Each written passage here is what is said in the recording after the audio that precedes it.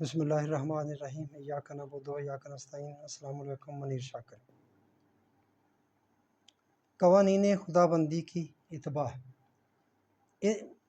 قوانین خدا بندی کا اتباع کرنے والوں کی تو کیفیت یہ ہوتی ہے۔ اب ان بندوں کی ذرا صورتحال بتائی جا رہی ہے کہ جو قوانین خدا بندی کا اتباع کرتے ہیں، جن کے پیش نظر ہر وقت قوانین خدا بندی ہی ہوتے ہیں۔ وہ صورت آل عمران کی مشہور آیت 191 نمبر کہ اٹھتے بیٹھتے لیٹتے ہر پہلو اللہ کو یاد رکھتے ہیں، تو وہ یہی بات ہے۔ قوانین خدا بندی ہر لمحہ ان کے سامنے رہتے ہیں، تو ان کی کیفیت کیا ہوتی ہے؟ کچھ ظاہر دیکھنے میں پتہ چلتا ہے۔ کیا قرآن کیا کہتا ہے؟ شیطان کی پیروی کرنا تو ایک طرف رہا، اس کی بات ماننا تو ایک طرف رہا۔ ایزا مسہم طائف من الشیطان تذکروا فاذا ہم مبصرون، اعراف 201 نمبر آیت۔ اگر کبھی شیطان کا خیال یوں ہی گھومتے گماتے ان کے ذہن میں آ جائے، جو قوانین خدا بندی کو سامنے رکھتے ہیں، بندے ہی ہوتے ہیں، ظاہر انسان ہیں، بشر ہیں، ذہن میں آ جائے تو وہ فوراً قوانین خدا بندی کو اپنے سامنے لے آتے ہیں، اور اس سے ان کی آنکھوں میں ایسی چمک پیدا ہو جاتی ہے جس سے ان کی راہیں دور دور تک روشن ہو جاتی ہیں اور ان کا قدم غلط سمت کی طرف اٹھنے نہیں پاتا۔ یہ وہ برہان رب تھی، یعنی کہ جب جو ہی اگر کوئی ایسا خیال آتا ان کے ذہن میں، فوراً وہ اللہ کو یاد کرنا، قوانین خدا بندی کو یاد کرنا، یہ آ جاتا ہے فوراً۔ تو یہ وہ برہان ہے جسے دیکھ کر حضرت یوسف علیہ السلام نے، یعنی کہ وہ غلط سمت کی طرف نہیں اٹھتے قدم پھر ان کے، جب ان کے سامنے قوانین خدا بندی آ جاتے ہیں۔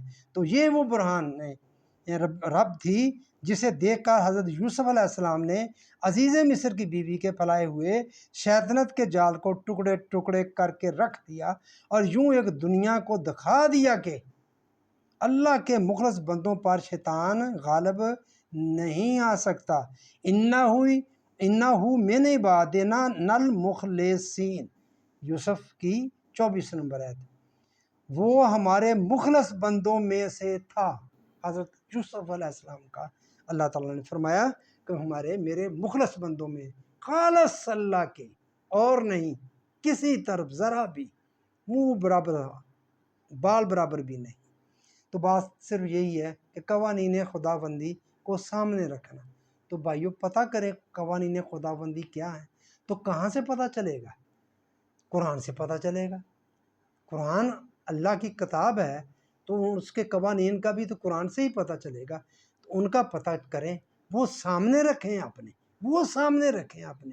ہر چیز کے قوانین ہیں وہ سامنے رکھیں، آپ اس چیز سے بچ جائیں گے۔ سیلاب سے بچنا تو اس کے کیا قوانین ہیں؟ پانی آنا ہے تو دیکھیں، جو سیلاب دریا ہیں ان کے پشتے مضبوط کریں، باندھ بنائیں، یہ قوانین ہے، قانون ہے اس کا کہ پانی نے نشیب کی طرف آنا ہے۔ پانی کا ریلا آئے گا بہت بڑا، اگر پشتے مضبوط ہوں گے، بند مضبوط ہوں گے تو آگے نکل جائے گا۔ اگر وہ کمزور ہوں گے، صحیح مٹی نہیں ڈالی ہوگی، وہ ٹوٹ جائے گا، وہ بستیوں کی بستیاں بہہ جائے گا۔ یہ قانون ہے کہ نشیب کی طرف جائے، یہ قانون ہے۔ اس قانون کو سامنے رکھیں تو پانی کے نقصان کا آپ کو پتہ چل جائے گا۔ جو پہاڑوں پر گھر بناتے ہیں ان کو بھی پتہ ہونا چاہیے کہ وہ ان کو پتہ ہوگا، یقیناً تجربات ان کے بتا کہ پانی جب بستی ایسی جگہ پر نہ جائیں کہ جب پانی کے بہاؤ میں آ جائے، کہ بہت زیادہ بارش ہو اور پوری کی پوری بستی، ایسا ہوا بھی ہے، خبریں بھی ایسی آتی ہیں بعض دفعہ کہ پہاڑوں پر بارش ہوئی کہ بستی کی بستی پانی کی بہہ گئی اور اس پر عذاب آ گیا اللہ کا۔ بھائی، اللہ کا قانون جانے، پانی کا یہ قانون ہے۔ جو بہت زیادہ بارش آ جائے گی، بہت زیادہ پانی آ جائے گا، جیسے کہتے ہیں بادل پھٹ جاتا ہے تو ایک طرح سے دریا اوپر سے زمین پر آ جاتا ہے، تو پھر اس کے نیچے کیا بچے گا؟ کچھ بھی۔ تو اس کے بہاؤ میں جو کچھ آئے گا وہ بہہ جائے گا سارا۔ تو اس کے بہاؤ میں آپ بستیاں نہ بنائیں۔ ہمارے بہت سارے لوگ ہیں، عام 2-3 مہینے ہیں یہ جولائی اگست کے، ورنہ تو بارشیں نہیں ہوتی، اس طرح پانی نہیں ہوتا، تو دریاؤں کے اندر وہ بنا لیتے ہیں، بڑی زرخیز زمین ہوتی ہیں، فصلیں بھی اگا لیتے ہیں، کر لیں، لیکن میرے بھائیوں اپنی بستیوں کو محفوظ مقام پر بھی رکھیں۔ وہاں سے جب ایسا موسم آئے تو نکل جائیں، وہاں چلے جائیں، مضبوط باندھ بنائیں، اونچی جگہ پر بنائیں، مٹی اکٹھی کر کے پھر بنائیں۔ تو یہ ہیں، یہ چیزیں تدابیر ہیں، یہ کرنی پڑتی ہیں، ایسے اور کسی طریقے سے نہیں۔ تو یہ اس طرح کی باتیں میرے بھائی مٹی پریکٹیکلی آپ کو یہ قوانین خداوندی یہ سمجھنا پڑے گا. تو یہ قوانین خداوندی پریکٹیکل ہی ہے. آپ بائیں طرف چلنا ہے، سب نے بائیں طرف چلنا ہے. بچوں بڑوں چھوٹوں نے جو نہیں چلے گا وہ نقصان اٹھائے گا. اس میں نہ مذہبی تخصیص ہے. تو قانون جو ہوتا ہے سب کے لیے ہوتا ہے. قوانین خداوندی سب کے لیے ہے، وہ صرف مسلمانوں کے لیے نہیں ہے. ان کے جو توڑے گا اس کا نقصان اٹھائے گا، ہر ایک نقصان اٹھائے گا.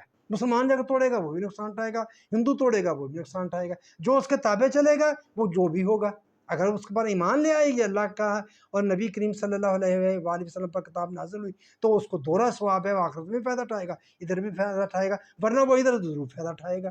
جو بھی اس کے قوانین پر عمل کریں گے وہ فائدہ اٹھائیں گے. قرآن پاک میں مطلب ہے دنیا جو جس کے لیے جتنی کوشش کرتا ہے ہم اس کو دے دیتے ہیں. تو کیا دے دیتے ہیں؟ یہی دے دیتے ہیں. لیسا للانسان الا ما سعی، جس کے لیے وہ کوشش کرتا ہے اس کو اتنی مل جاتی ہے. تو میں یہ بات سر لمبی ہوگی، تو بات یہ ہے قوانین خدا بندی کو آپ نے سامنے رکھنا، اور سامنے رکھنا قرآن کے علاوہ ہو نہیں سکتا. قرآن کو سامنے رکھیں آپ اور سمجھنے کی کوشش کریں. مہربانی آپ نے میری بات سنی.